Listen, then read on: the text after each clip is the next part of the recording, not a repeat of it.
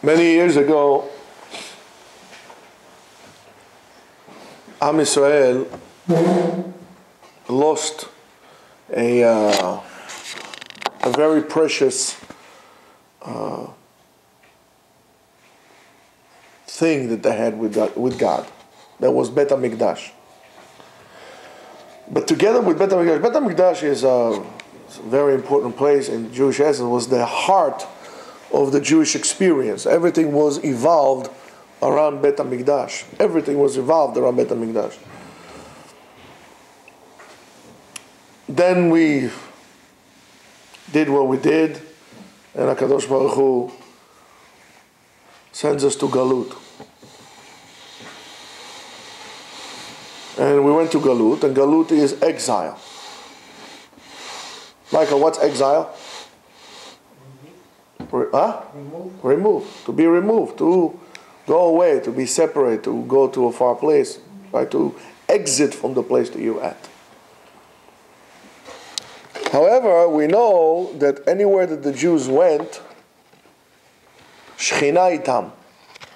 The Shechina, as a certain essence of HaKadosh Baruch Hu, is always with them. Wherever they go, Shechina is with them, Shechina is with them. However, there are times that the Shekhinah is not even with them. When the Jews are not pure, when they're not keeping themselves in Kedusha, when the Jews adopt habits that are not Jewish. I'm not saying those habits are bad, I'm just saying they're not Jewish. You want to take, for example, I'll give you an example. When we write on a wedding invitation, black tie. That's not a Jewish concept. What do you mean black tie? It's not a Jewish concept. Or, any other thing. You know what I'm saying. But when the Jews are not acting in Kedusha, and we adopted those things, and we start doing things that are not according to the Torah,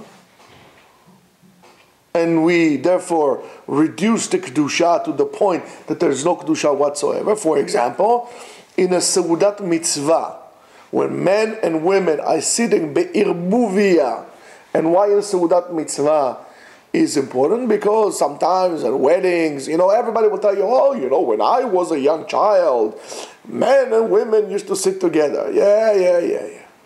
However, in Seudat Mitzvah, wedding, and so on and so forth, when there is music and there is alcohol, it's kal, it's easy that it's going to be kalut rosh.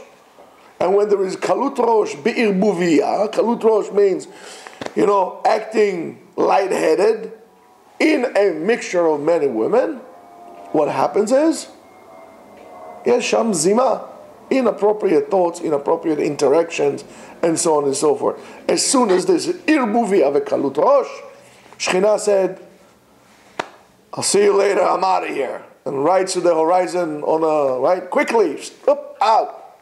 There's no Kedusha in the place.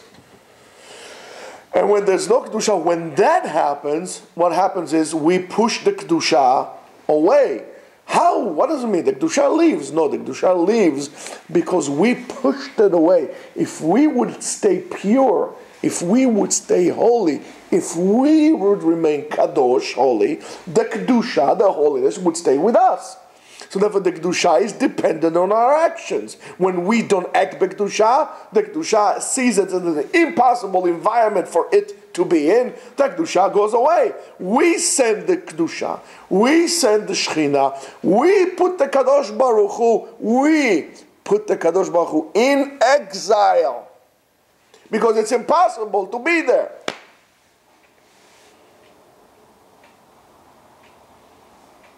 Now you think about it. We put the Kadosh Baruch Hu in exile.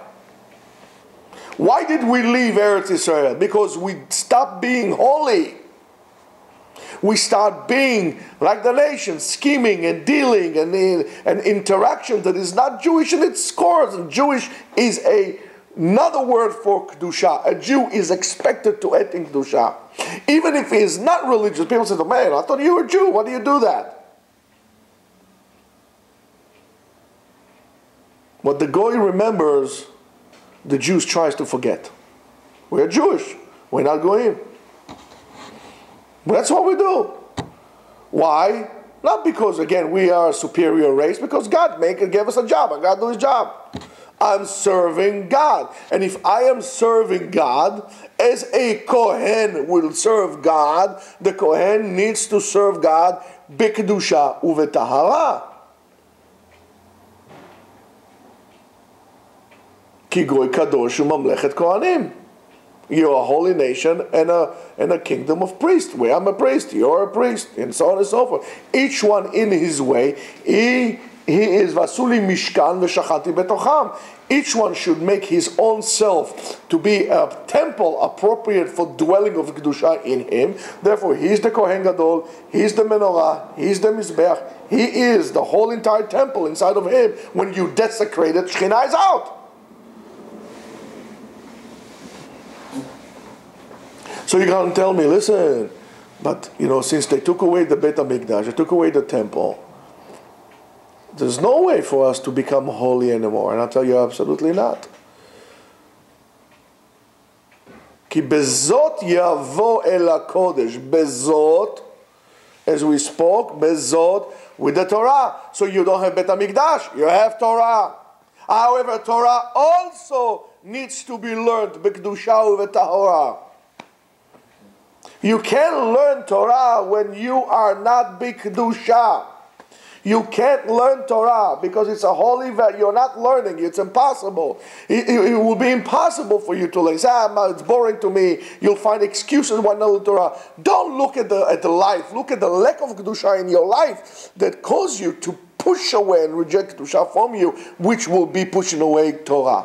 Those who don't like Torah are those who don't live their life in Kedusha, and for whatever excuse they're going to come up with, whether it's going to be there's too much work, too little work, too big of a house, too small of a house, tuition, there's always going to be a reason. Don't look at life, look at the way you live your life, look at the Kedusha in your life. There is Kedusha in your life, you're going to have the urge to learn Torah.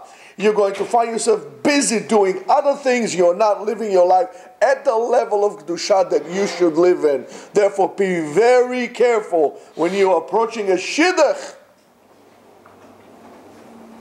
to see the level of Kedusha and the dedication of Kedusha for this woman. And don't say to her, are you up to for me learning? Are you supporting my learning? Of course. What do you want her to tell you? No, I don't want you to learn. She's going to say, of course, if she went to seminary, of course I want you to learn. You have to ask, Mesiach lefi tumo, in an indirect way. You have to see if she talked the talk or walked the walk. What's her dedication to Torah? Because you don't want to come to be married. Then all of a sudden she tells you, honey, you haven't taken me to a restaurant lately. Honey, John, I want a bigger house. A woman should come and tell you, listen, why are you driving yourself crazy? Let's downsize so you can go learn. We don't need this. We can have 3 kids and have a 2-bedroom apartment. Put 3 kids in a room. What's the big deal? And if you have 5 kids, you move to the living room. They give the kids the bedroom. I mean, if you want to learn Torah, you want to learn Torah. As long as your house stays holy. Ki bazot yavo el HaKodesh. With the Torah. If there's no Torah in your house, there's no Kedusha in your house. And if there's no Kedusha in your house, you can have a mezuzah the size of an Eiffel Tower. That doesn't do a thing. If there's no Torah in your house, there's no Kedusha. And if there's no Torah and Kedusha in your house, you putting HaKadosh Baruch Hu in exile from your life, from exile in your, from your world, from an exile in your life. You can't do that. And I'll tell you why you can't do that. Because it will be the greatest moment of embarrassment in your life when you reach HaKadosh Baruch Hu and He's going to ask you why and what are you going to say. I had to take my wife to a restaurant. That's why I didn't learn. And He's going to take you exactly to the moment, and you'll be able to pinpoint the moment that it all started.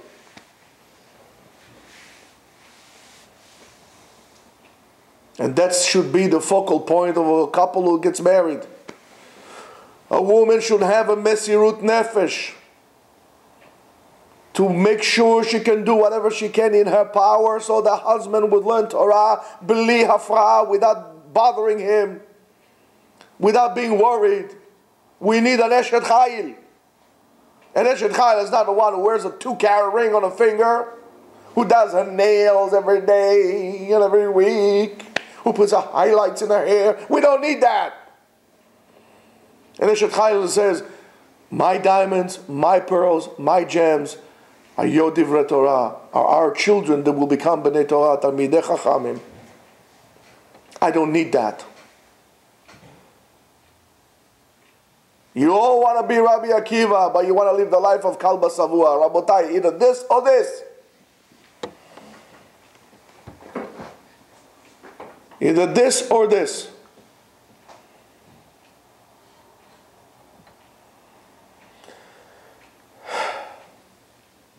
Maybe I'm wrong, but I can only tell you what I feel. It's better, I feel, it's better not to be married and to live alone than to be married to the wrong person that will drag you down and will remove Kedusha from your house. Because not only you, ata uvanecha uvnei banecha uvnei bnei banecha, what are the chances for them to come back? So you are mevatel zera levatala. You are destroying your seed. Lefachot, if you marry the right person, or you don't marry at all, but you live, at least you can bring talmidim, talmidei talmidim, and this is how you do your tikkun olam. It's not just bringing the kids to the world. Is what kind of a world do we bring them into? What kind of a kli do we hold them in? And since the wife is the kli, as I said to you, the wife is the kli. She is the vessel. Together with your kodesh, with your Torah, you could make it into a kli kodesh. You can only become a kli kodesh when you have Torah and you have a wife that can support that Torah, the kedusha in it. If you have a kli that holds in it, he's not going to hold anything. And akol yeh levatala. So Rabotai, Chaz v'Shalom, to put HaKadosh Baruch Hu in galut, we need to bring the kedusha into a house. And this is only V'shav Hashem Elokecha et shevutecha v'richamcha, and HaKadosh Baruch Hu would only bring you back when are we going to stop the exile? When are we going to stop this condition that we're in? Only when we're going to bring HaKadosh Baruch Hu from exile of our lives into our lives. Only then HaKadosh Baruch Hu will take us from the exile that we are at and bring us to the promised land. Only then.